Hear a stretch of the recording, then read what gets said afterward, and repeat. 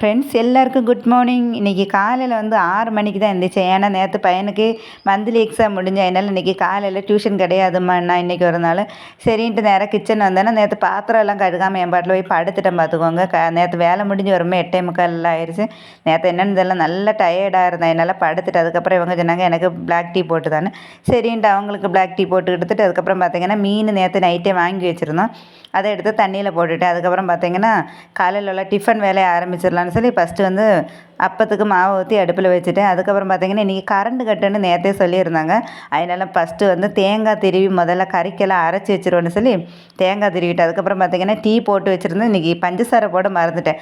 அதுக்கப்புறம் பார்த்திங்கன்னா பஞ்சசாரை போட்டு டக்குன்னு அந்த அவசரத்தில் டீ குடிச்சிட்டு முதல்ல அப்பத்துக்கு சதைச்சி எடுத்துகிட்டு அதுக்கப்புறம் பார்த்திங்கன்னா மீன் குழம்புக்கெல்லாம் அரைச்சி ரெடியாக வச்சுருவோம் அப்படி சொல்லி அதையும் வச்சுட்டேன். ஃபஸ்ட்டு சம்மந்தி தாளித்து பையனுக்கு சாப்பாடு கொடுத்து விட்ருவோம். அதில் நம்ம சாப்பிடாமல் ஓடிடுவோம். ஃபஸ்ட்டு அவனுக்கு சாப்பாடு எடுத்து கொடுத்துட்டு அவனை அனுப்பி விட்டுட்டேன். அதுக்கப்புறம் பார்த்திங்கன்னா மீன் கழுகுனேன். மீனெல்லாம் கழுகிட்டு அரிசி அடுப்பில் போட்டுட்டு மீன் கறி இன்னும் கூட்டி வச்சாச்சு.